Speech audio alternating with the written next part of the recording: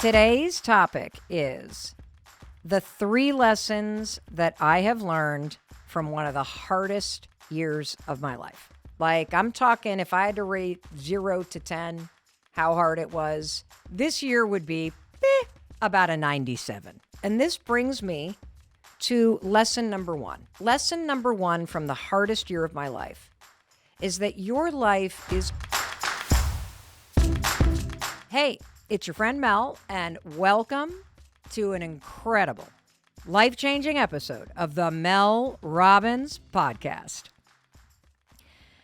Today's topic is the 3 lessons that I have learned from one of the hardest years of my life. And I wanted to do a episode about the lessons that I've learned recently, because this has been a really freaking hard year for me. And there are so many of you that listen to this podcast that are new friends of mine that have met me after the podcast is launched. And you may find it surprising to hear that this has been a really, like, I'm talking, if I had to rate 0 to 10, how hard it was, 0 being this was a cakewalk, 10 being this sucked sour eggs, this year would be about a 97 on a scale from 0 to 10. And if you listen to me today, you think, well, how could that possibly be? You've got one of the top ranking podcasts in the world. You've come out of nowhere and are just crushing it, Mel. You seem to have it all going on. You're clearly a very positive person. How could this possibly have been the hardest year of your life? Well, you're seeing me after the hardest year. And, you know, when you think about a lot of the kind of cheesy metaphors in life, it's always the darkest right before dawn. It's always hard right before it gets easy. And I think one of the things that's true about life is that life requires you to get lost right before you find yourself again. And I'm not going to lie to you, it sucks when you feel lost. It sucks when life is hard. There is nothing fun about it. I do not wish it on anybody. And I also know that it is unavoidable. That there are going to be years of your life that are absolutely amazing and delicious and easy, and they're going to just flow like water flows out of a faucet. And then there are going to be years like the year I just had that nearly suck you dry. It's like the hits just keep coming. And so I'm going to just at a top level tell you some of the reasons why this year was super hard for me. And even preparing to talk to you about this, thinking about what life looked like just over a year ago, I started to get emotionally triggered. Just talking about how hard it's been makes me feel stressed out again. So, let me just kind of go back, about a year. So a year from now, I was so burnt out. I had been running on adrenaline for years. The more successful I became, the more unhappy I was. For 2 years, I had been living separately from my husband and our son because we had raised our kids in Boston, and that's where my business was. And during the pandemic, remember that? During the pandemic, our son made this decision that he wanted to go to school in southern Vermont. And so my husband and our son were living with my mother-in-law, and he was going to the public school 3 hours away from me in southern Vermont. And I was down in Boston working. And so I was living alone. I was not near my husband and son. I would see them on the weekends. I was driving back and forth, and it was just beating me up. On top of that, there was some stuff going down at work that was super painful. I had somebody very close to me that betrayed me. I mean, they stole from me, they lied to me, And it had been going on for a while, and it all kind of blew up a year ago. And so here I am feeling lonely, feeling burnt out. I'm looking at a massive betrayal. And I don't know if any of you have ever had that experience where somebody deeply in your inner circle steals from you, lies to you, does something to you like that. But it just takes you to your knees. And I was super just unhealthy. I had not been exercising consistently. I was grabbing the alcohol to relieve the stress and loneliness. And in preparing to talk to you about this today, I went back through my camera roll and back through my calendar. And, it's a wake-up call because you kind of forget how bad things are once you get through it. I mean, when you're in the soup of it, you feel like you're drowning in sludge. But when you get through it, it's almost like after you have a baby, you forget the pain of labor. Looking back at my photos from last year, seeing me so worn down, I looked so pale. I looked like a dolphin. You know how dolphins have gray skin? I had no brightness to my face. The life force was just drained out of me. And, that's just kind of the tip of the iceberg. I was in therapy. I was trying to sort stuff out, but I was just miserable. And if I'm being honest, I had been miserable for a while. I had just been pushing through. Life felt very hard. And I knew deep down that something had to give. I knew that I could not continue to go on living separate from Chris and Oak, going back and forth, feeling so burnt out, surrounding myself with friendships or relationships where I wasn't feeling supported. I was actually getting betrayed. And I knew I had to do something. And it may surprise you to hear me say, I just felt stuck. And I had all these excuses for why I had to keep going and all these excuses for why I, couldn't change things. And I also felt like this was getting done to me. I don't know if you've ever heard that quote that, oh, life is happening for you. I hate that quote because I'm like, no, it's not. Life is happening to me. Don't tell me when my life isn't working that this is happening for me. Screw you. Well, then something happened. What happened is in December, I had a conversation with a really good friend of mine. And my friend's name is Pete Sheehan, and he's known me for a long time. And he said, Mel, you are more miserable than I have ever heard you. And I think that it's time that you truly get control of this, that you focus on your happiness, that you make some serious changes. And this brings me to lesson number 1. You ready? Lesson number 1 from the hardest year of my life is that your life is always trying to teach you something. You may not want to learn what it's trying to teach you, but your life is always trying to teach you something. Whether life is going easy, it's trying to teach you something. You know what life is teaching you when life is easy? It's teaching you what works. It's teaching you the habits and the kinds of people that make you feel good. It's teaching you what life working looks like. And you know what life is teaching you when life is hard? It's teaching you what is broken. It's trying to wake you up. And what I've learned the hard way, do not do what I did. I am so damn stubborn. Like if you think about life as a giant school, life is the greatest school you will ever attend. You can enjoy it, you can hate it, but life is always going to be school because life is always teaching you something. And do not make the mistake that Mel Robbins makes because I'm a very stubborn student. And what happens is if you don't get the lesson that life is trying to teach you, life just brings out the sledgehammer. And that's what happened to me. It just hit me over the head with a freaking sledgehammer. And so I want you to stop for a second right now.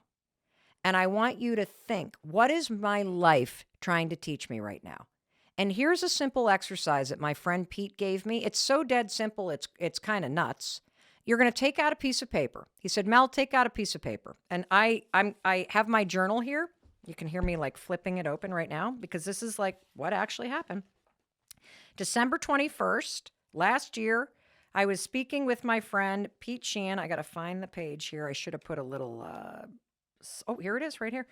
And he said, Mel, I want you to draw a line down the center of a page. And on the left-hand side, for the little ears, I apologize, but this is what it says. Shit I hate. On the right-hand side, things I love.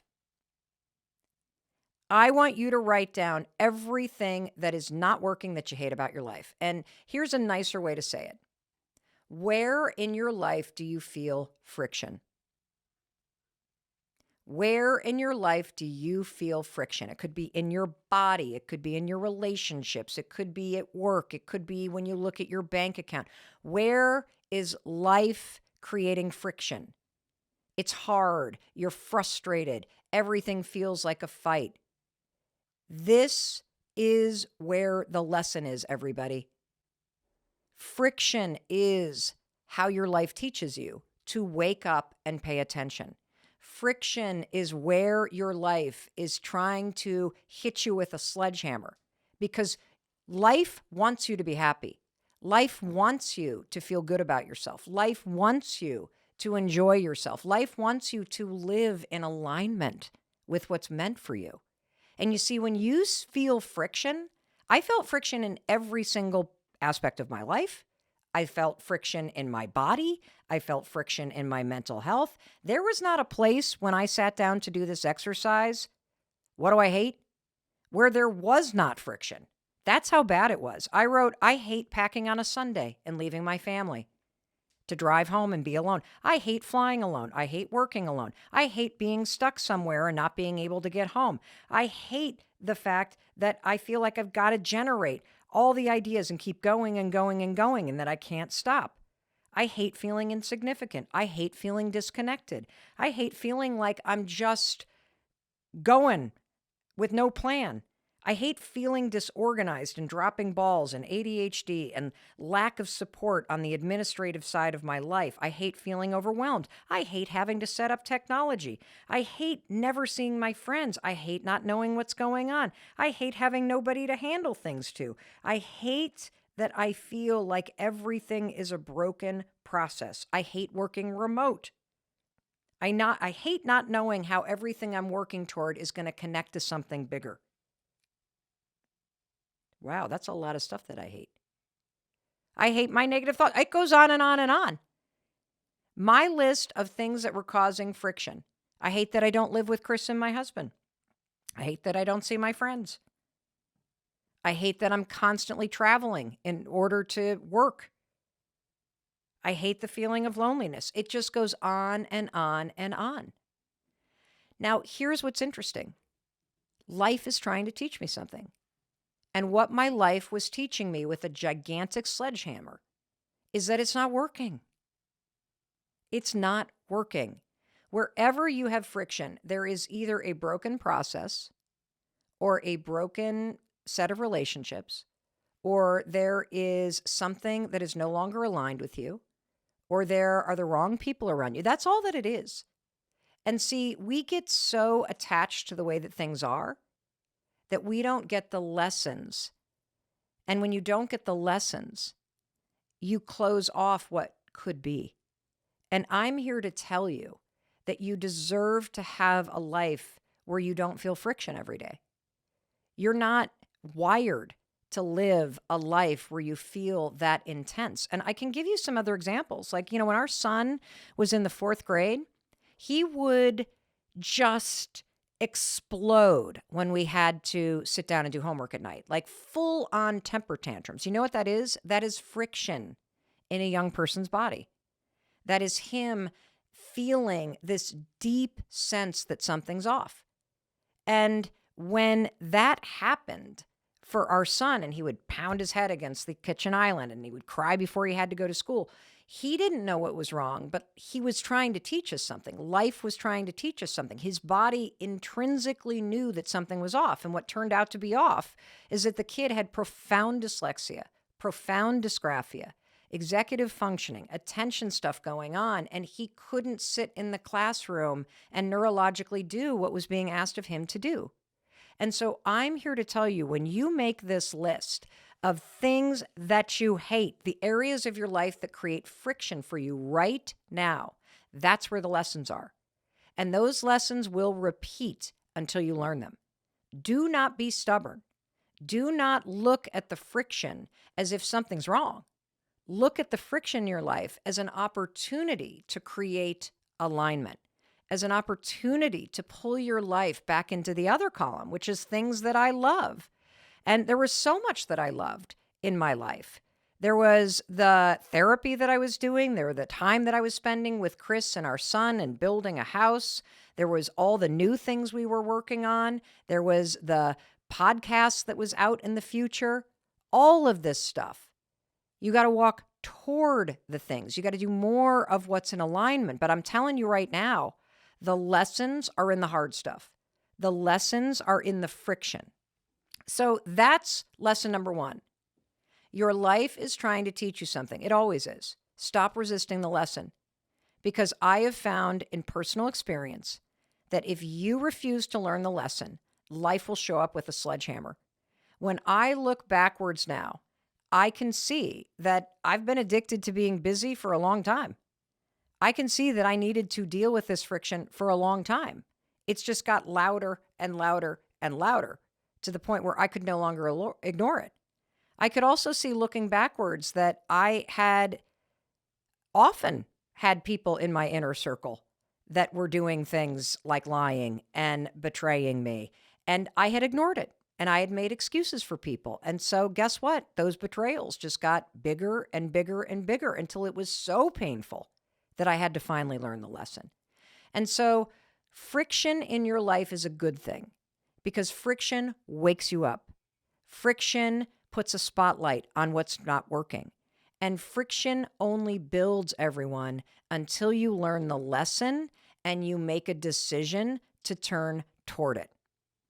All right. That's number one. Lesson number two, your excuses are bullshit. That's right. All those excuses you got, they're just fear. They are just fear. When you learn the lesson, when you turn toward the friction in your life and you look for either the process or the people or the place that you're living or the place that you work, all of the things, the thinking patterns that you have, the behavior patterns, when you start to identify everybody, all of the areas of friction in your life, and you go to work to learn the lesson, here's what I want you to know. You are capable of changing it. You are 100% capable of learning the lesson and making anything in your life better. I know that is true about you. And that means that the only thing that is keeping you from identifying the things that aren't working and doing the work to move your life into alignment with who you're meant to be and the things that truly make you come alive, the only thing that's preventing you from doing that is you and your fears. Whether you're like any excuse that you have is just fear. You're afraid to try. You're afraid to fail. You're afraid you're too late. You're afraid of this. You're afraid of that. Now's not the right time. I don't have this. I don't have that. This person would be upset with me. All of it is fear. Fear of rejection, fear of it not working out, fear of being disappointed, fear of disappointing others. That's what an excuse is. You're just managing fear. And it's all baloney. And I say that because I do the same thing. I do the same thing. I want to take you back just over a year ago. This was shocking when I started to prepare for this conversation with you, because when I went back through my camera roll and I looked at my calendar, I realized that it was just over a year ago that I published my last book, The High Five Habit. I spent 20% of that book sharing about this big dream that I had about launching a podcast.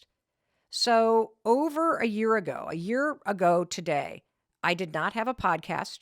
I was still making excuses about a podcast. I was scared about launching a podcast. In fact, I wrote about it in this book. Just over a year ago, as I was promoting this book, I was making videos begging some of the biggest podcast hosts in the world to have me on their podcast to talk about my book, The High Five Habit. So I made videos literally for the biggest, the people that I admire.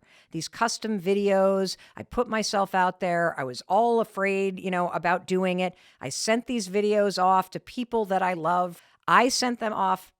Crickets. Nobody even responded.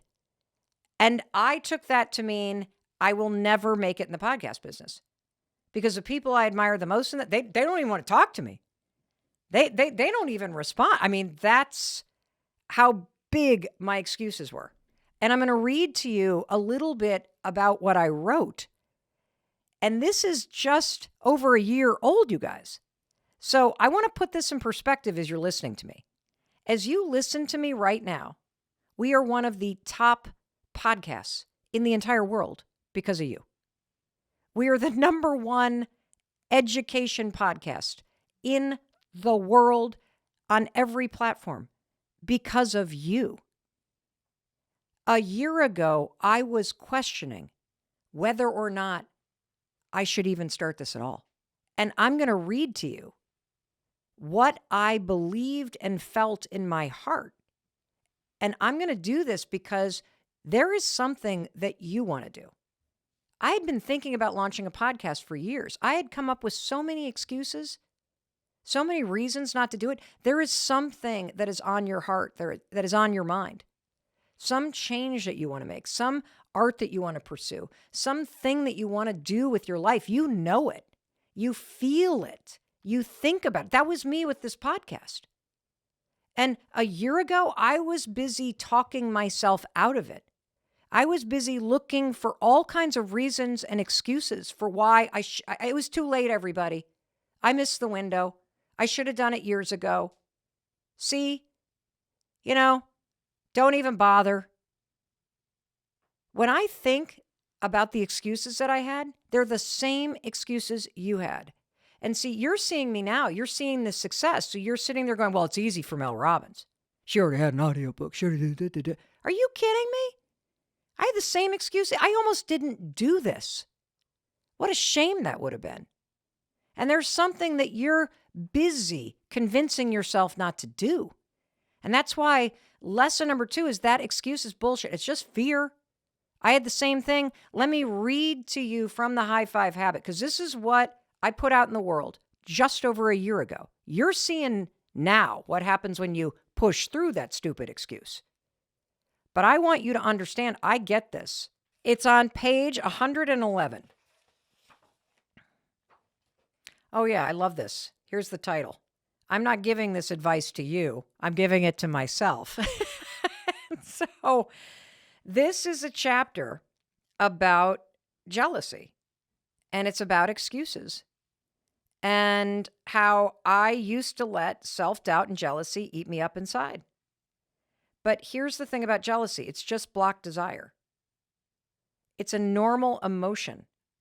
And the truth is, there's not a day that goes by when I don't feel a pang of jealousy. It happens every time I scroll through social media. And here's an example that I write about in this book. Because remember, when I published The High Five Habit just over a year ago, I didn't have a podcast. I didn't have a plan for launching a podcast. I was just writing about how jealousy was stopping me from pursuing it. It was eating me alive. So let me tell you about that jealousy I was feeling just a year ago. Right now in my career, when I look ahead of me, the people I'm most jealous of are the ones who have already started podcasts. For example, my friend Lewis Howes. He's been hosting the School of Greatness podcast for 7 years. I'm extremely jealous of my friend Lewis. In fact, I got a bunch of friends who have hit podcasts, and I'm jealous of all of them. Too many friends to list. I never really thought about it before, but I'm surrounded by people who are podcast hosts. I'm jealous of them. And then, tell me if you do this too, I beat myself up for not having done it yet. I beat myself up and I come up with excuses all the time. Creating a podcast would be as natural and as fluid for me as drinking a glass of water. Why? Because I do audiobooks. I speak on stages. I don't like to write books because of my dyslexia and my ADHD. But why haven't I done it? If I want to do a podcast so much, why haven't I done it? And now I'm going to ask you the question. If you want to do this thing, whatever it is, travel the world, get healthy, write a book, change your career, go back to school, save your marriage, work on your... If you want to do this, why haven't you done it? I'll tell you why you haven't done it. The same reason why I haven't done it. Because you tell yourself you've missed the window. You tell yourself that it's never going to be you. You want this thing so badly. Just admit it. I wanted so badly to be a podcast host. I did. But you know what I spent my energy doing? Listening to my fears, coming up with excuses. I'm too late. Somebody else already did it. I can't do it now. I'll just be a copycat. Nobody needs to hear my voice. There's already there's 5 million podcasts on Spotify. 5 million. I missed the window, everybody. And see, the truth is, when you start to write it out, all your excuses, you'll realize something I realized, which is it doesn't make any sense because there's nothing stopping you from doing it except for these stupid excuses. Nothing at all. Who cares that there's all these people that have already done? Who cares that your friend already renovated their kitchen and they have white cabinets and you wanted white cabinets and now you can't have white cabinets because then you're going to be a copy? Are you kidding me with these excuses? You can't go back to the gym because you haven't been in one in 3 months? Seriously? Do you know how dumb that is? You can't figure out how to be financially free? Do you know how many people who are stupider than you have figured that out? Of course you can figure that out. Your excuses are baloney. They're BS. It's just your fear. Just like my fear about being too late, not being good enough. You want to know the real deepest fear? The deepest fear is that I would finally pursue this thing that I'd always wanted to do. Because I've been thinking about this for a long time. You may not know this about me, but I got my start in local radio. I used to host a little call-in show Saturday mornings in Boston. I got paid $25 an hour to do. I loved that show. I fell in love with radio doing that show. I took on that job to help pay for groceries. It was a lifeline during a really hard time in my life. I loved it. And ever since then, 2007, I've wanted to get back to radio. And as the podcast market exploded, I wanted to get into podcasting. And you know what I did? I spent years coming up with excuses. Excuses for why I was too late. Excuses for why. And you're doing the same thing. Do you know how many times, everybody, I would say, it's too late. Mel, you missed the window. Everybody and their mother has a podcast. There's no way you're going to be successful. There's too many realtors, everybody. There's already enough nurses. How many of you have said that? Of course you have. There's enough books. Nobody's going to read my baloney. It's too late. I'm too old. Oh, I'm too young. I'm too young. I was talking with our son, Oakley. He loves streaming. Loves it. Loves playing video games and talking to the people that are watching and playing video games. Loves giving advice as loves doing it. And then we moved to a new school and he was really afraid because when the kids said, "What are you into?" He's like, "Well, I love to stream." And they're like, "What?" Boom. Stop doing it. Was afraid of what people thought. Again, excuses.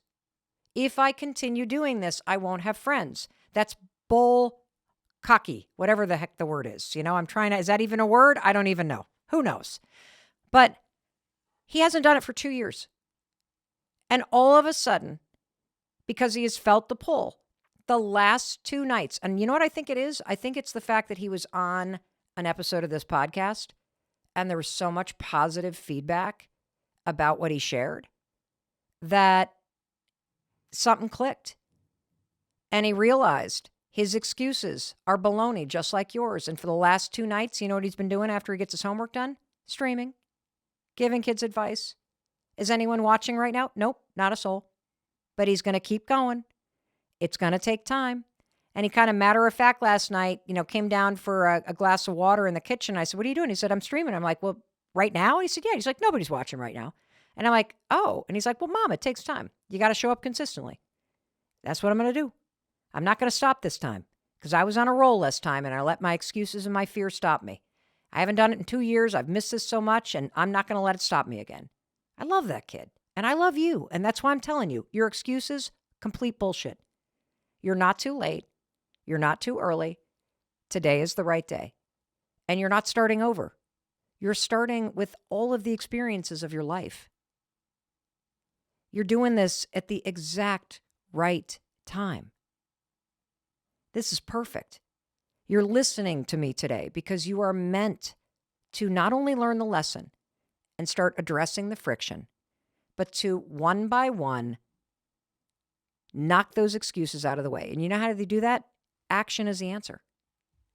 Action is the answer. You can figure anything out.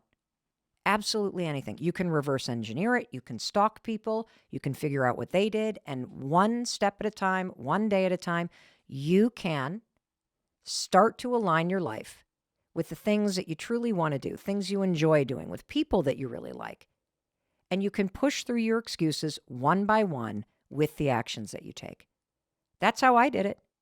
I finally got so sick of feeling miserable, so sick of the friction inside me, so sick of denying myself the frickin' dreams that I have had held in my heart locked away. I was so sick and tired of myself that I'm like, that's it. I'm doing it. I don't care if nobody invites me on their podcast. I don't care if this thing fails. I'm not doing this for other people. I'm doing this for myself. And that's what you need to do.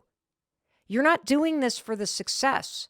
You're not doing this for the money. You're not doing this to impress somebody else. The changes that you need to make, the alignment that you need to bring your life into, you're doing this for you because you deserve to be happy. You deserve to see your dreams come true. You know how happy Oakley is? Sitting alone in his closet upstairs, streaming on Twitch while nobody is watching him. You know how happy he is? He is so happy because he has stopped feeling that tension and friction of knowing deep in your soul that you are denying yourself an experience that you want. And he is so happy that he has pushed through his own excuses and fears and that he has aligned his actions every night with something he's wanted to do. He has kept a promise to himself. That is the coolest thing in the world. That's what this is about. Like, who cares if nobody listens to this? Who cares if it fails in the eyes of the charts or whatever? Because that's not why you're doing it in the first place. You're doing it because you want to move yourself from a life that feels hard and friction and full of resistance that you're putting in your own way. And you want to align your actions with the person you want to become. That's what this is about, everybody. And it took the hardest year of my life to get the easiest damn obvious lesson that there is. Mel, stop making your life hard. Stop putting energy into the crap that's not working. Stop making all this so personal. Everybody screws up. Everybody gets in toxic situations. This is not unique to you. Everybody has people steal crap from them or betray them. This is not you. You're not the only one. Stop tolerating this crap from yourself and just look in the mirror and figure out what you're going to address and get on with it, woman. Like, enough. And I don't recommend that you have the hardest year of your life to learn these lessons. That's why I'm sharing them with you. I don't recommend that you get so broken down by your own bullshit that you have a mental health breakdown. I don't recommend that. I want you to figure out what's not working in your life, what aspects you hate, what brings you friction, make the list, then get rid of your excuses by fixing this stuff. Absolutely everything in your life can be improved by you, period. And the only thing that's stopping you from doing it is your fear. And that fear is going to disappear the second you start taking action. One of the reasons why it's so important for you to get this on paper is because when you get this friction out of your head and out of your body and you give yourself the gift of putting it on paper. And I invite you to do this with somebody. Get a friend and together get a piece of paper out. This is what I did with my friend Pete. He's literally like, we need to remove the friction from your life because you're tolerating too much friction, Mel. Get with a friend because the friend will be a truth teller, and you will be a truth teller for that friend of yours. And draw a line down the center of the page and write shit I hate on the left and write things I love on the right. And for me, the left-hand column was way longer than the right-hand column. And what I'm here to tell you is you don't have to tolerate that much distress, that much friction in your life. You and I, we're just used to friction. That's why we tolerate it. You and I are used to the toxic dynamic in our family. We're used to not going to the gym. We're used to feeling tired. We're used to feeling last on our list. That doesn't mean it has to stay that way. I am telling you, you have within you. If you can write that stuff down, you can figure out how to move yourself, inch yourself from the left-hand column, the shitty column, over to the right-hand column toward liking and loving aspects of your life. I am in your life because I want you and I to enjoy our lives. It doesn't mean it's always a party, but when you can identify areas of friction, things just feel off. They feel harder than they need to be. It's a struggle. That means there is a person, a process, a place, there is a pattern, there is something there that you got to go to work on. That's it. Getting rid of friction is your job. Identifying it is the first step. Removing the excuses that keep you from taking the actions to smooth it out or remove it or improve it, there's your options. That's it. Remove it, improve it, do something different. That's it. Even just writing it down will make you feel better. And when you sit down with a friend and do this, they're going to call you out. They're going to call you out about the things that you complain on. Don't forget to put your marriage on there. Don't forget to put the fact that your back hurts on there. You know, you're always griping about blah, blah, blah, blah, blah. That's going to help you. And that's what I did with Pete. I got my little book right here. Got my list. Boy, when I read my list, I'm like, whoa, there's a lot I was tolerating. And I have gone step by step, one by one. And I have addressed it. See, here's the thing. You may not be responsible for creating the friction, but you have a responsibility to remove it. And you deserve that. That does not mean your life is going to be perfect. That means you are going to feel empowered.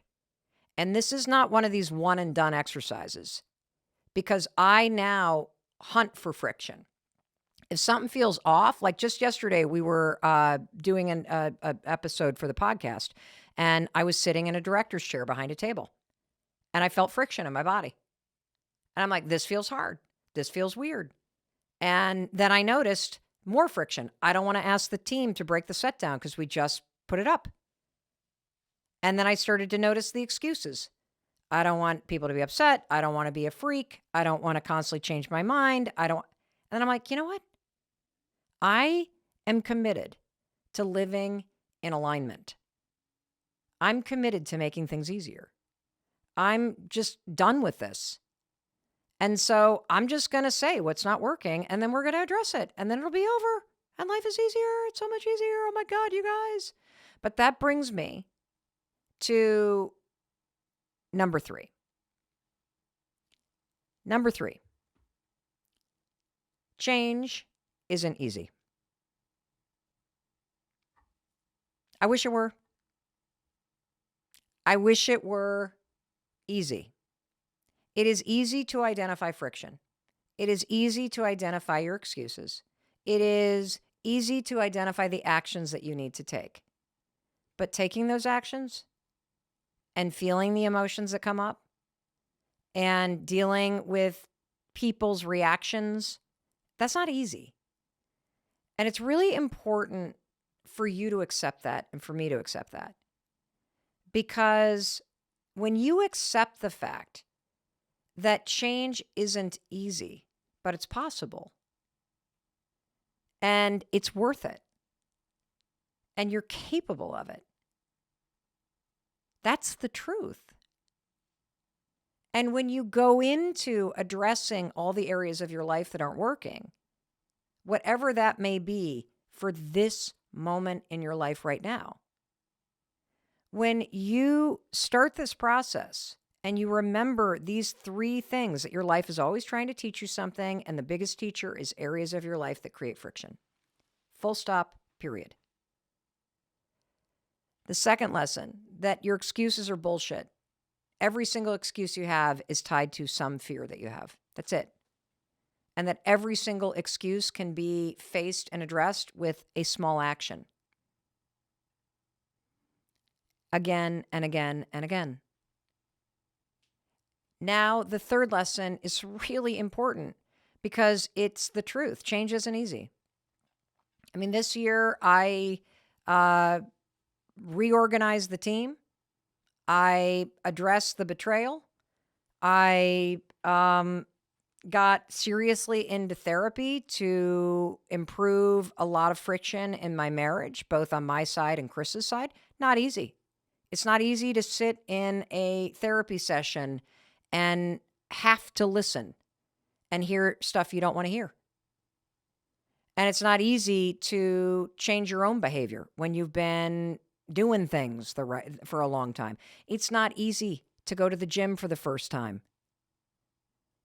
Heck, I went to a hot yoga class when I was visiting my daughter in Los Angeles last week. I realized it's the first time I have been in an exercise studio for 3 years. It wasn't easy to get there. Now, I was happy I went when it was over, but I'm not going to sit here and lie to you and say that this is easy. When you know going into it that it's not going to be easy, but it is going to be worth it, damn it. And that I am capable of showing up for myself. I am capable of doing this. I am capable of inching along. I am capable of pushing through the fear. I am capable of identifying friction. I am capable of slowly moving my life from the shitty side to the awesome side. When you go into it knowing that, like that's what I did with this house. When we sold our house in Boston, that was not easy. I knew I needed to do it. I knew I needed to remove that variable from my life. That was not easy. And not only was it not easy, but I had a pretty big mental breakdown over it. I did not expect the wave of grief that was going to hit me selling the home that we raised our kids in for 26 years. I did not expect how discombobulated I would feel moving from a place that I had lived for 26 years and the container that held all those memories in that much time. It knocked me on my rear end. It was not easy at all. But now that I am on the other side of it, thanks to therapy and going back on an antidepressant for the first time in 20 years, I'll tell you, it was worth it. And I was capable of putting my life into the column of being in alignment. I am proud of myself. I am proud of myself for doing the work to finally launch this podcast. I am proud of myself, not because it's doing so well. I mean, of course, that's freaking amazing because your support makes me feel good. And I just can't believe what a force for good you and I are, that these episodes are truly changing and even saving people's lives.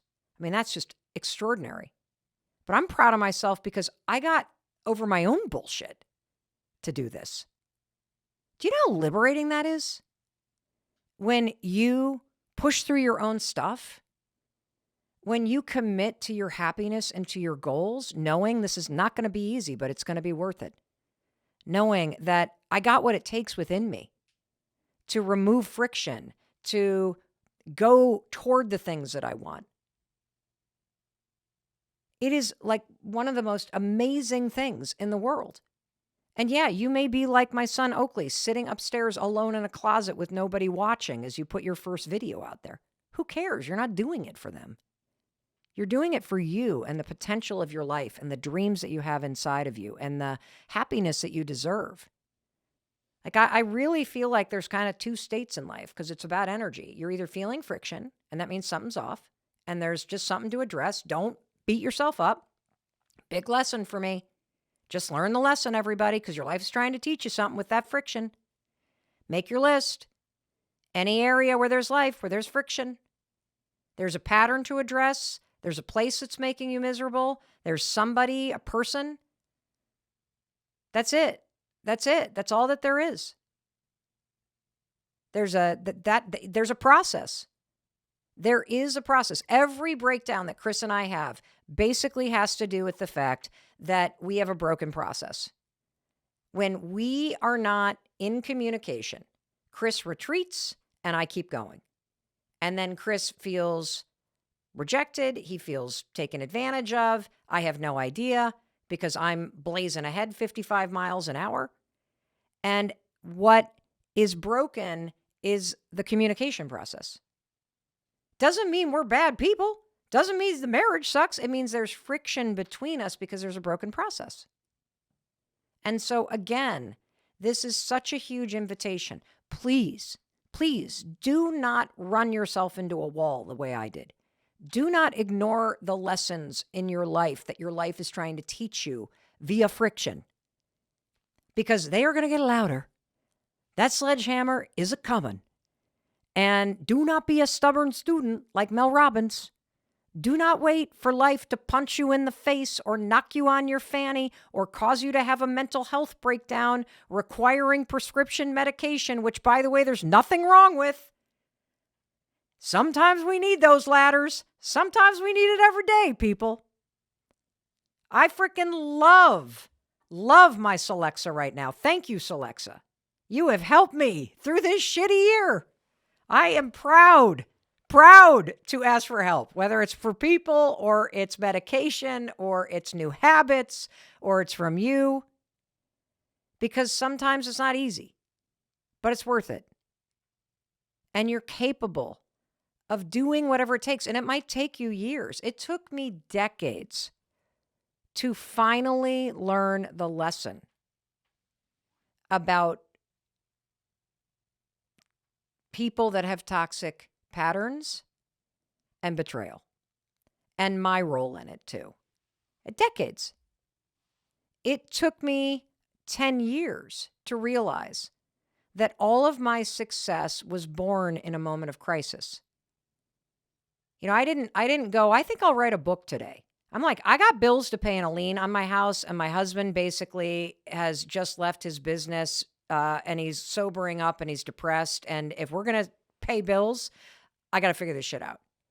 And I have never gotten out of that mode. Like, when you can't pay for groceries, when you got liens on your house, you will say yes to anything that you need to say yes to stay afloat. And I don't think I ever got out of the mode of relating to work as though I was in an emergency.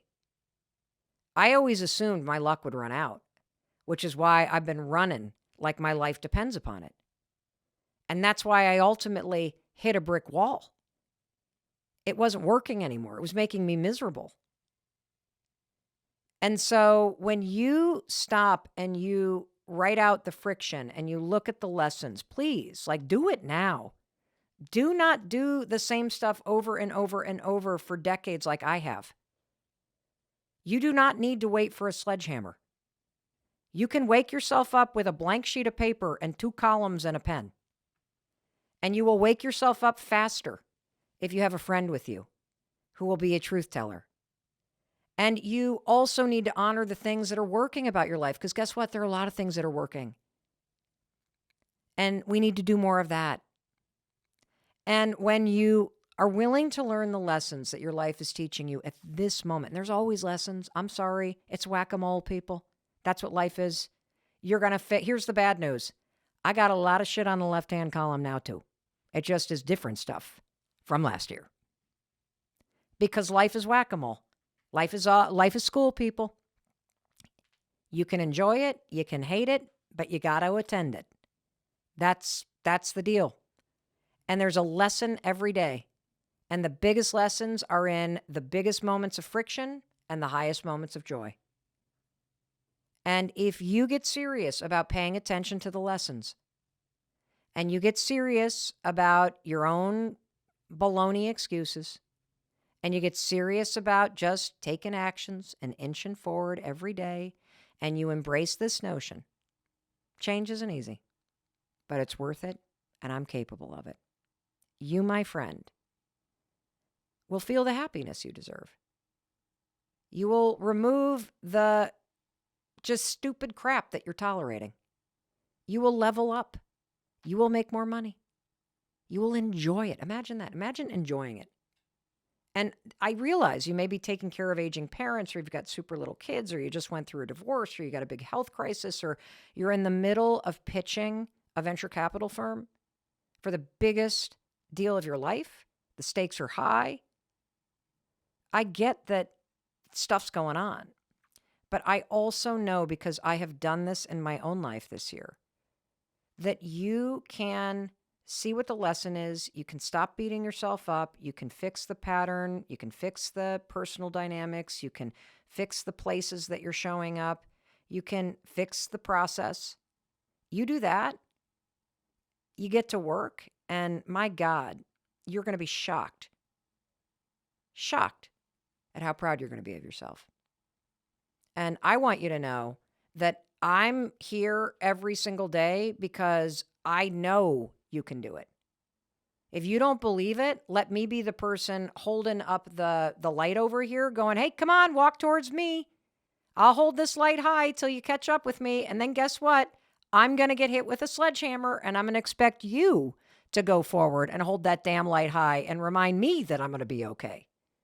Because the second that you start to move things of friction from one column to the other friction will show up. One of your kids will have a breakdown. It's just always like a charm, right? People always say, how are your kids doing? I'm like, well, today everybody's okay. Because God knows tomorrow somebody could have a mental breakdown. It's whack-a-mole. But we're playing it together, right? We're going to ride the waves together, everybody. Okay, that's what I got from the hardest year of my life. 3 lessons. Please share this with everybody. I do this podcast because if I can save you the headaches and heartaches that I caused myself because I don't know any better, or because I'm stubborn or stupid about some things, or bullheaded, a lot of bullheadedness runs in my family. If I can save you the headache, the heartache, all that stuff, that is a life well lived. And so I also love hearing your lessons. And I would love to hear what some of your biggest lessons are, because I know this hasn't been exactly the easiest year for you either. And so please, when you share this episode, share the lessons that you've learned. Please invite your friends to do this, exercise with you with the blank piece of paper. Identify the friction and get into a partnership of helping each other remove the friction. And change isn't easy, but it's worth it, and you're capable of it. And the reason why I'm telling you this is because I love you. I do. And I believe in you, and I believe in your ability to make this change happen. And I also believe you deserve it. Woo! Okay. I got to go. I need a tall cup of water or something, because that was a lot. I'll see you in a few days.